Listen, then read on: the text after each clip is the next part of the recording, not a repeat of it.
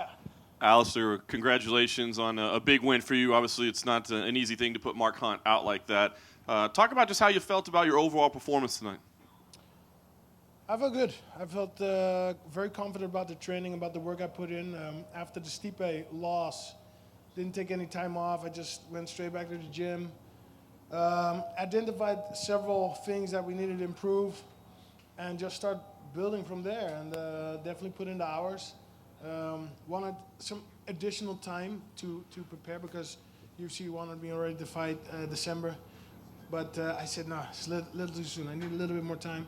And that's important. You know, you gotta, every fight is a test. Every UFC, it's not just a fight. It's life or death. That's how I treat it.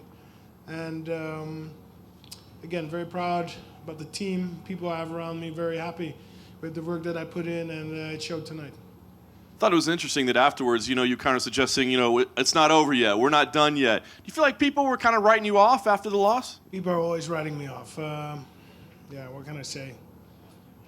What can I say? I mean, maybe it has to do with my longevity career. It's been 24 years training and competing. But I don't know, I just love fighting. I love the UFC. The UFC is truly the best promotion I ever fought for, and I've had a couple in those 24 years. They're doing a great job promoting us, the fighters, but promoting the sport worldwide in a proper way. And yeah, I'm just very happy to be part of it. And last for me, you've mentioned the name Francis Ngannou a couple times. Curious why that one's interesting to you, because of course he looks like the dangerous young guy right now, the up-and-comer, and would try to make a name off you. I don't know how much you would get off him, and he looks like a really dangerous guy. So why is that a guy you want to fight? Well, I like to test myself. I believe that every opponent makes me better. And I don't know, he mentioned my name, and I was open to the idea. I was like, hey, wait a minute, somebody wants to fight me. I never back down from nobody who wants to fight me. That's one. And number two, of course, Francis is there. I would never, if that's going to happen, it's great. But I'm also going to be looking for that other fight, of course, championship fight, JDS versus Stipe. Two great athletes, two tremendous fighters. I really loved their first fight. It was back and forth and a very tough fight for both. But as if JDS would win that one, I could see a rematch there too.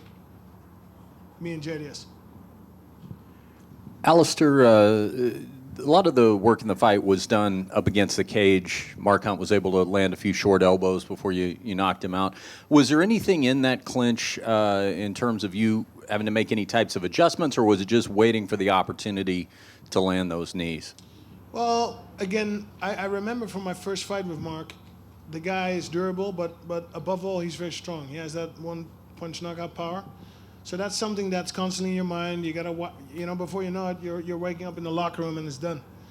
So that's something you gotta be careful about, and that means that's gonna stop your attack, your offensive.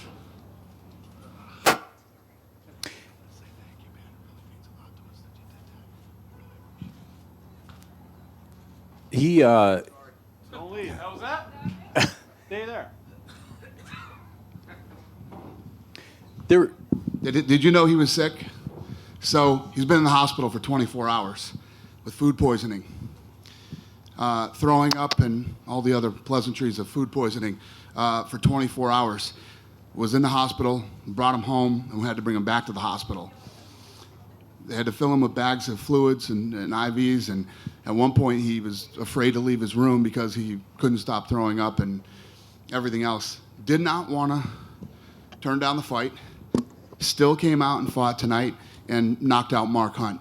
So, and more to his credit, didn't say one word about it in his interview, and obviously hadn't said it here yet. I just came in to thank him and tell him how much I respect him. Alistair, just one more for me. There was kind of a strange injury to Mark Hunt's right shin. It looked like he was throwing some low kicks and got a real big gash on his shin. He said he broke his tibia, just for that matter. He said he broke his tibia. Oh, okay. So to the outside of your knee, did that register with you when it happened? Did you have any perspective on when he sustained that injury? Was anything you noticed at the time? Well, he was kicking my leg, and I thought he might do that. He's a K1 champion. He kicks. He throws bombs. So checking those kicks was one part of the game plan, because you don't want to. He actually landed a couple. My leg is a little bit bruised. But yeah, did he break his fibula? Fibula is on the back of the leg, right? Tibia, the tibia. So it's Okay.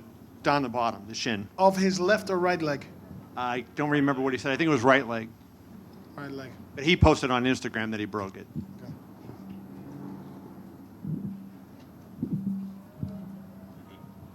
Okay. My first question for you, and then I have one for the president, is you were switching southpaw and conventional a lot in the fight. I mean, what does that do against a guy like Hunt? Well, you want him to guess what you're doing, right? And switching up opens up other possibilities of attack, defenses.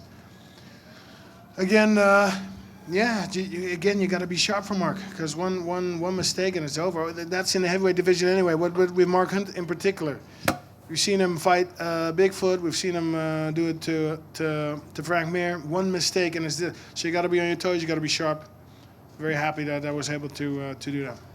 Dana, I know we always talk about the matchmaking thing, but he mentioned Francis Ngannou afterwards, and the guy is as hot as anybody. But he's a young guy. Do you think that Francis is a guy that you could see at this stage of his career fighting Alistair? Well, we're planning something. He's already got something planned for this summer. So, but yeah, I think the guy needs, one or two more fights, and yeah, he could be there. And can I ask you about the main event, just your thought on the main? Sure. I don't know why he's sitting there. I don't want to. It seemed like neither guy was willing to engage, and both were so very cautious. What was your thought on when Joe Rogan said he thought it was an entertaining main event? The crowd did not. What did you think? That was nice of Joe. When I was out doing a radio tour for this fight, I said, "You've all seen the first fight. How can the second fight be not be good?" So, I guess it doesn't matter what the first fight was like. The second fight can be not as good.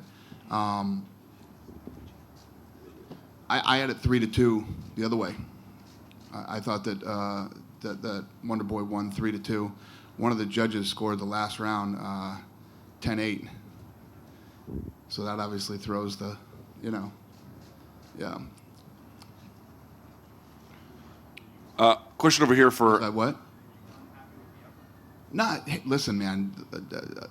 It's easy to sit in your seats, drink some beers and some popcorn and boo people, man. But they're not in there fighting Tyrone Woodley or Wonder Boy. These guys, a lot was at stake, and and these guys, fought the way they needed to fight to win. Woodley came out and made some big claims before the fight that we would have a definitive answer on who's the champion and things like that. I like Tyrone. He just, he's talented. You've heard me say all the things he is before. You can't be upset if people or whatever now after that second fight. I mean, come on. Okay, sorry about that. Question over here to your right, Alistair. Hey, congratulations on the win. Just a question, the elbow he landed, I think, in the second round. How badly were you hurt? Definitely rocked me, and I didn't even know I got hit until after the fight, till my coaches told me. So it definitely had an impact. But when you're in the flow, you can also fight autopilot, and stuff comes back to you later. I'll be watching the tape too, expecting some stuff to come too. But it definitely. And if you could clarify, I don't know what the rules are in total clarity here, but just to clarify, Alistair, were you administered an IV at the hospital? And if so, was there a therapeutic use exemption given by USADA? What happened there? Yes, we went through all the steps necessary. So got really sick, and yesterday I was at the weigh-ins. I was out. I was like low energy. I mean, I put on my my acting face, looking angry, but I had like zero energy. And if I'd felt today as I felt yesterday, I would not have been able to perform. But went to the hospital, got an IV, slept very good, took something to help me sleep. I could get some food in yesterday evening before sleeping, and recovered kind of okay. And yeah, we're going to go for it, and we're going to do this. Again, getting a lot of confidence from my training, my preparation, studying tape, all the work that's been done, not just the last 2 months in Albuquerque, but immediately after the Stipe fight, I just went back to the gym and started improving. Hey, Dana, before you take off, can I ask you a couple? I know that you hate to matchmake right at the end of a night, but you do have, the welterweight pitcher has now got some clarity, I guess. You have a champion now, but Maia was looked at as the guy who was next in line. Now he's got a fight booked. So do you have any kind of clarity you can give to that welterweight title pitcher? I don't. No. I know you don't matchmake the night of fights, but what are you This gonna is do just now? one of those interesting ones where like Maia had just been booked, but it's just you got to give it time, I guess. And Yeah, okay. we'll figure it out. And then also, I know it's only been 24 hours, but any conversation you had with Tony, what he wants to do now? This guy was ready for a fight. Any discussion that you had with We haven't. Khabib?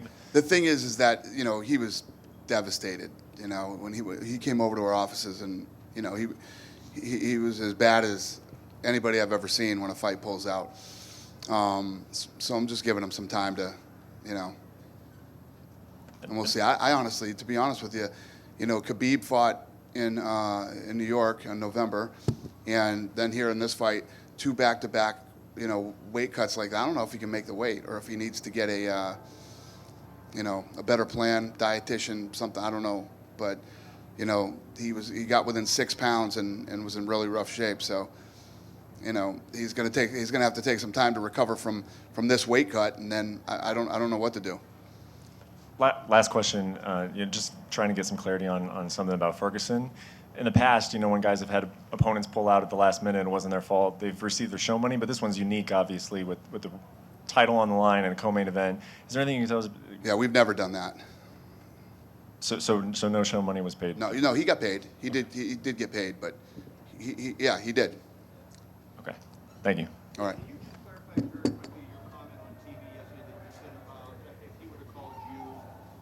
When you said if Khabib would have called you or Ali or whoever it was, if they would have called you, can you clarify what you meant and what could you have possibly done? Yeah, so what would have been different was if he would have called Dr. Davidson or Brianna, the two who handle all the medical stuff for the UFC, they would have brought him right to the hospital. Apparently he was treated horribly at Sunrise Hospital.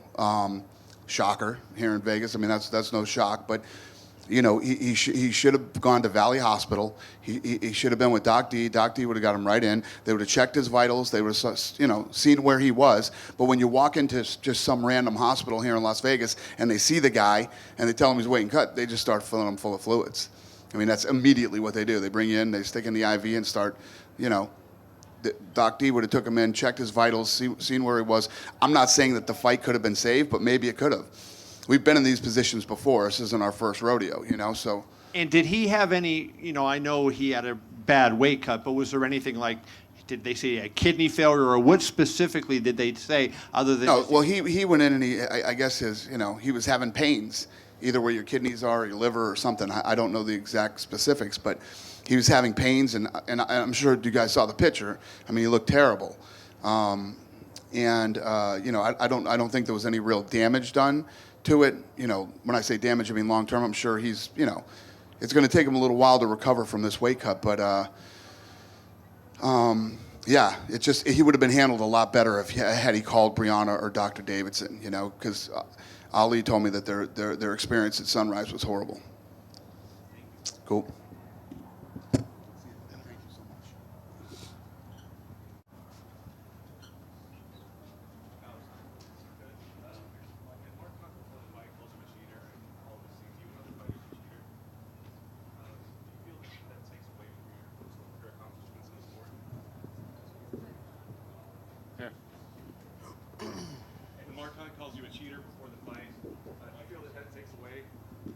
When Mark Hunt calls you a cheater before the fight, do you feel that takes away from the things and the accomplishments that you've had in the sport? People know what I've done. People know what I've didn't do. And again, I really feel positive. I'm an optimist. I think his whole avenue was pretty negative from the get-go. And then I'm talking about the lawsuit towards UFC and complaining and clearly stated I would have never taken the same avenues. I would never, I don't know. I'm more a guy I would phone, make an appointment, I come in, and I talk about what's going on, and you come to a resolution. I thought his whole demeanor was pretty negative. And, yeah, I'm not gonna continue with that negativity. I keep it positive. I look at my own situation. I look at my own position.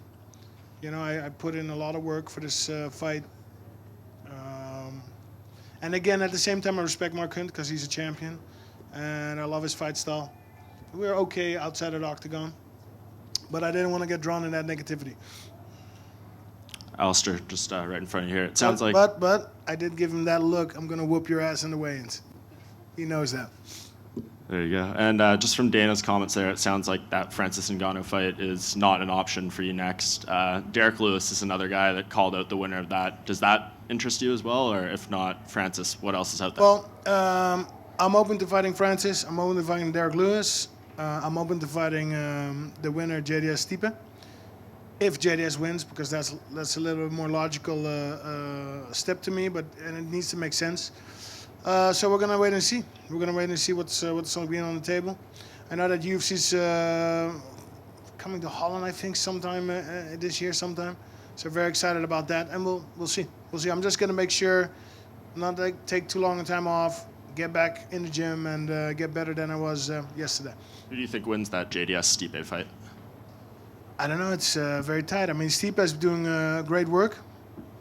Ever since he lost from JDS, he's been on a roll. He's finishing his opponents left and right, dominating them. But JDS is a tough cookie, and he won their first fight. So I don't know. Again, two tremendous athletes, two tremendous warriors. I can only have respect for both, for everything what they've shown in the octagon. I'm not rooting for anybody, but I'm just saying if JDS wins that, there's a little something there between me and JDS that could be a shortcut.